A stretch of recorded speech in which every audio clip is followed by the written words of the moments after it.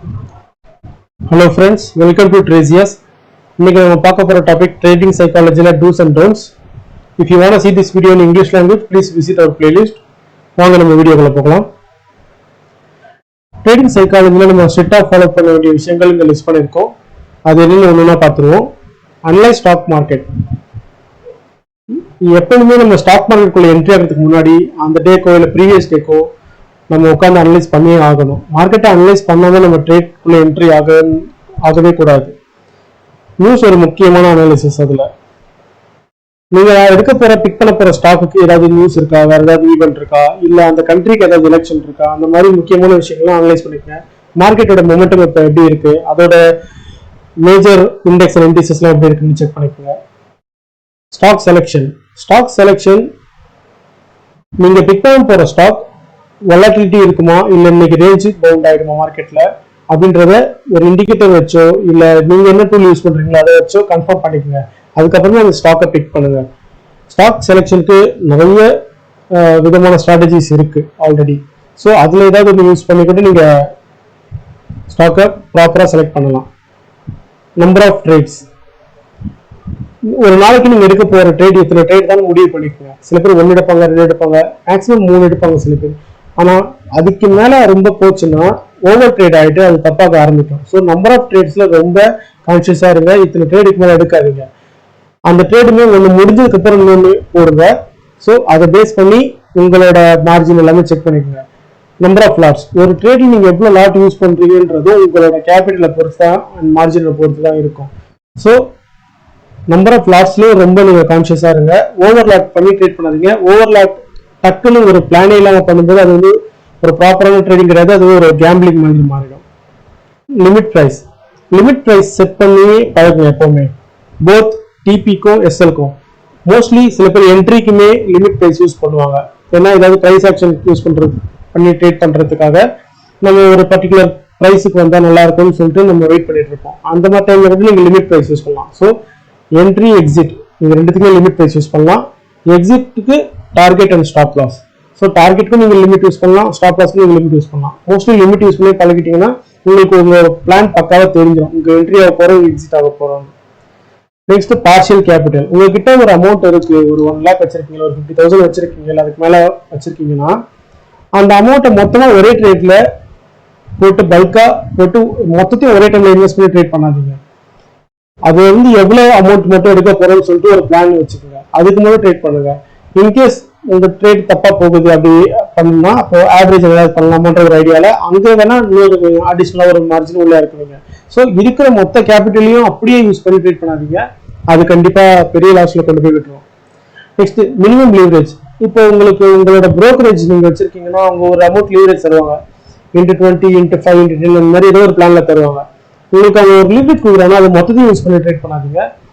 அது வந்து ரொம்ப ஆபத்துல கொண்டு போய் விட்டுரும் உங்களோட ஃபினான்ஷியல் மேனேஜ்மெண்ட்டை. ஸோ எவ்வளோ லீவரேஜ் தராங்களோ அதுக்கு யூஸ் பண்றதுக்கு நம்மளுக்கு எலிஜிபிலிட்டி இருக்கான்னு செக் பண்ணுங்க ஃபர்ஸ்ட். நம்மளோட மார்ஜினோ சரி, இல்லை நம்ம கிட்ட கேபிட்டலோ அப்படி அது உங்களுக்கு ரொம்ப பெரிய அமௌண்டா தெரியுது அந்த லீவரேஜ் அப்படின்னா அளவான லீவரேஜ் மட்டும் யூஸ் பண்ணி பழகுங்க. Accurate in entry and exit. Entry and எக்ஸிட்ல ரொம்ப அக்யூரேட்டா இருங்க. போமோலே எடுத்துடக்கூடாது, இல்ல ரொம்ப வெயிட் பண்ணி ரொம்ப ஆல்ரெடி நிறைய பாயிண்ட்ஸ் போனதுக்கு அப்புறமா நம்ம எடுக்கக்கூடாது. ஸோ எப்பவுமே உங்களோட சார்ட் விண்டோல ஒரு லைன்ஸ்லாம் வரைஞ்சு பழகுங்க. ட்ரெண்ட் லைன்ஸோ ஹரிசான்டல் லைன்ஸோ வரைஞ்சு பாருங்க, பிரைஸ் ஆக்ஷன் பாருங்க. அதுக்கேற்ற மாதிரி மட்டுமே நீங்க ட்ரேட்ல என்ட்ரி எக்ஸிட் ரொம்ப ஸ்ட்ராங்கா இருங்க. நீங்க ஒரு நாள் ட்ரேட் எடுத்திருப்பீங்க, அது நல்லா போயிட்டு இருக்கும், இன்னும் போகும்னு சொல்லிட்டு அது ஒரு பேராசை மாதிரி ஆயிடக்கூடாது. ஸோ ப்ராப்பரா அது எவ்வளவு ரீச் ஆகும், ஏன்னா எந்த மார்க்கெட்டுமே அப்படியே போயிடாது, பையோ சரி செல்லோ சரி, அது ஒரு ரிவர்சல் சின்ன ரிவர்சல் கொடுத்து தான் போயிட்டு இருக்கும். ஸோ அந்த இடத்துல அப்போ நீங்க உங்களுக்கு கிடைச்ச லாபத்தை நீங்க விடுறீங்க, மறுபடியும் அது உங்களோட என்ட்ரி பாயிண்ட்கே கூட சம்டைம்ஸ் வந்துடும். அப்போ உங்களுக்கு கிடைச்ச ப்ராஃபிட் எல்லாமே மறுபடியும் 0 மாதிரி தான் தெரியும். இல்லை மறுபடியும் கிடைச்ச ப்ராஃபிட்ல இருந்து கொஞ்சம் கம்மியான அமௌண்ட் தான் வெளியே எடுக்கிற மாதிரி ஆகும்.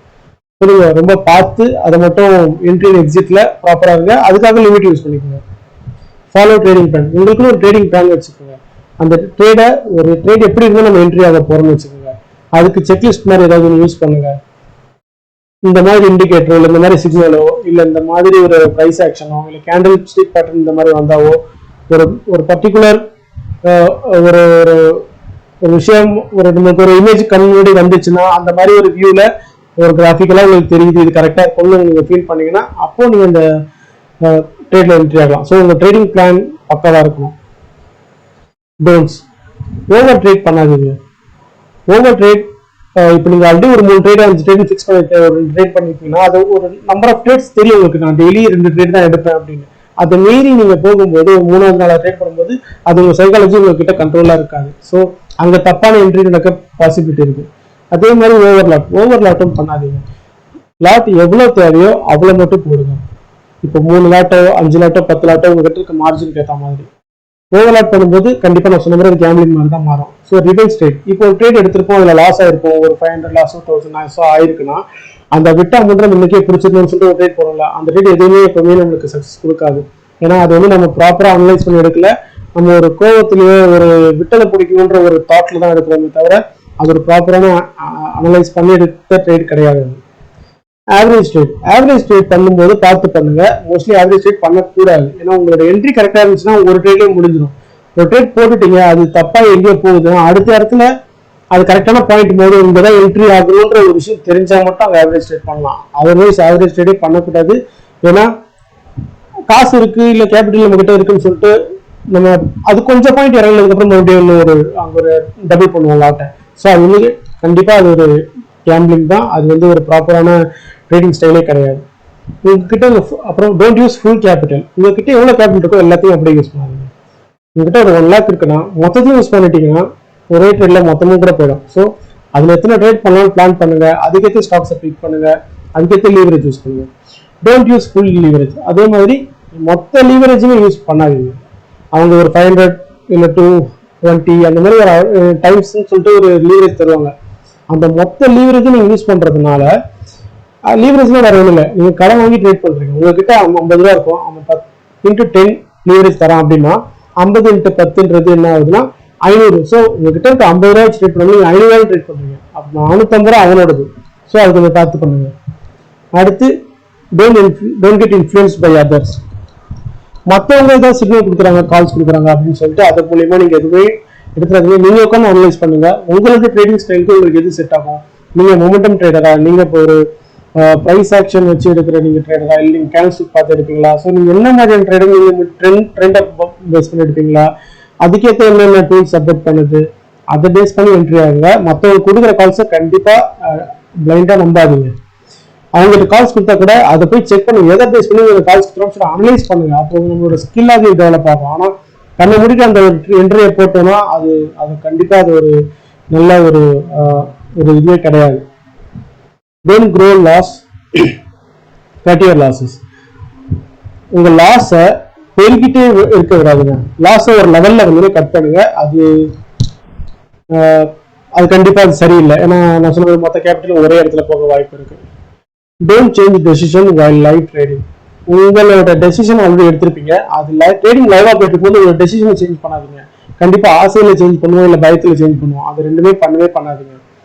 உங்களோட டெசிஷன் என்ன அதை முன்னாடியே ஃபிக்ஸ் பண்ணிட்டே உள்ளவாங்க. லாஸ் போச்சுன்னா இவ்வளோ கட் பண்ணிடுறேன், ப்ராஃபிட் போச்சுன்னா நான் இவ்வளோ நான் க்ளோஸ் பண்ணிக்கிறேன். ஸோ அதுல ரொம்ப ஸ்ட்ராங்கா இருக்கேன்.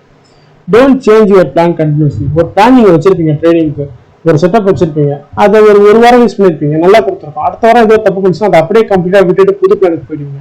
அப்படி பண்ணாதீங்க. அந்த பிளான்ல இருக்கிற ஃபிளாஸை மட்டும் சரி பண்ண பாருங்க. மிச்சபடி நீங்க உட்காந்து ப்ரிப்பேர் பண்ண பிளான் அது ஏதோ ஒரு ஐடியால கரெக்டா தான் பண்ணிருப்பீங்க. அந்த பிளானை டெவலப் பண்ண பாருங்க. அதை விட்டு அந்த பிளானை கம்ப்ளீட்டா ஸ்கிப் பண்ணிட்டு வேற ஒரு புது பிளானுக்கு போகாதீங்க. அது உங்களோட ட்ரேடிங் ஸ்டைல உங்களோட ட்ரேடிங் ஜேர்னில அது கொஞ்சம் டிலே பண்ணும். டேர்னிங் நீங்க பண்ணிட்டு இருக்க ட்ரேட்ல இருந்து நம்ம என்னத்தெல்லாம் லேர்ன் பண்ண முடியும்னு சொல்லிட்டு நம்ம லிஸ்ட் பார்ப்போம். ஃபர்ஸ்ட் உங்களோட மிஸ்டேக்ஸ்ல நம்ம ஃபர்ஸ்ட் லேர்ன் பண்ணுவோம். எப்பவுமே நம்ம ட்ரேட் ஒன்று என்ட்ரி ஆயிருக்கோம் அப்படின்னா அது கண்டிப்பா மோஸ்ட்லி பிகினர்ஸ்க்கு தப்பா பார்க்க வாய்ப்பு இருக்கு. ஸோ ஒரு ட்ரேடுமே நமக்கு ஒரு லேர்னிங் லெசன் தான். ஸோ அதுல இருந்து நம்ம கத்துக்கிற விஷயம் நிறைய இருக்கு. டெக்னிக்கலாவோ ஃபண்டமெண்டலாவோ நம்ம சைக்காலஜி படியோ நம்மளோட ரிஸ்க் படியோ ஸோ நிறைய விஷயங்கள் இருக்கு. அதை பார்த்து நம்ம நிறைய விஷயம் தெரிஞ்சுக்கணும். ஸோ மிஸ்டேக் வருதுன்னு பயந்துடாதீங்க. அதுல இருந்து நம்ம நிறைய லேர்ன் பண்றதுக்கான பாசிபிலிட்டிஸ் தான் அதிகம்.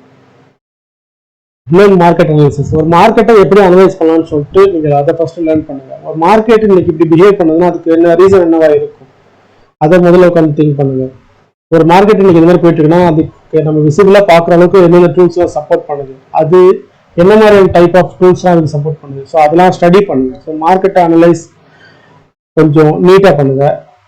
அடுத்து learn risk management, money management. Risk மேனேஜ்மெண்ட்லயும் மணி மேனேஜ்மெண்ட்ல ரொம்ப கான்சியஸா இருங்க. அதுதான் நம்மளோட ட்ரேடை கரெக்டான டைரக்ஷன்ல கூட்டு போகும். ஒரு ப்ரொஃபஷனல் ட்ரேடர் ஒருத்தர்னா அவங்க கிட்ட இருக்கிற மெயினான quality risk management and money management தான். ரிஸ்க் மேனேஜ்மெண்ட்னா வேற ஒன்றும் இல்லை, நம்ம எவ்வளோ லாஸ் பண்ண போறோன்றத முன்னாடியே இது பண்ணிப்போம். மணி மேனேஜ்மெண்ட்றது நம்ம கிட்ட இருக்கிற அமௌண்ட்ல நம்ம எவ்வளவு வாங்க போறோம் அதுதான். ஸோ இதுல நீங்க எவ்வளவு கான்சியஸா இருக்கீங்களோ, எவ்வளவு தெளிவா இருக்கீங்களோ, உங்களோட பிளான் எந்த அளவுக்கு ஸ்ட்ரிக்டா இருக்கோ, இது நீங்க எந்த அளவுக்கு டிவைட் பண்ணாம இருக்கீங்களோ அந்த அளவுக்கு நம்ம சீக்கிரமா நம்ம டெவலப் ஆக முடியும். Learn market behaviour.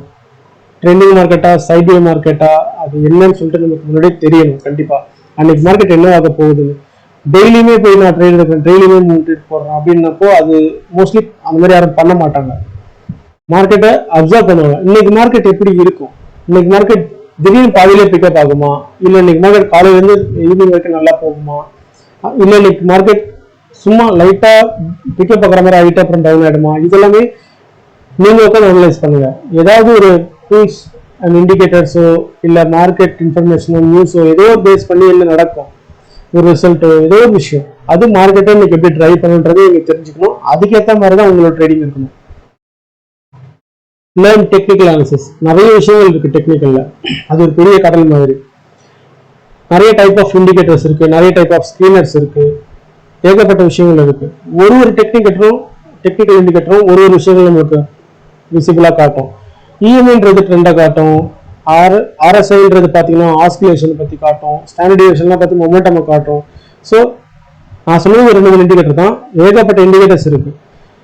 இண்டிகேட்டர்ஸ் உங்களுக்கு எது சூட் ஆகும், நீங்க என்ன மாதிரி ட்ரேடர், அதை பேஸ் பண்ணி உங்களுக்கான இண்டிகேட்டர்ஸை நீங்க டெவலப் பண்ணி வச்சுக்கோங்க. Learn fundamental analysis. ஃபண்டமெண்டல் அனாலிசிஸ்ன்றது ரொம்ப முக்கியம்.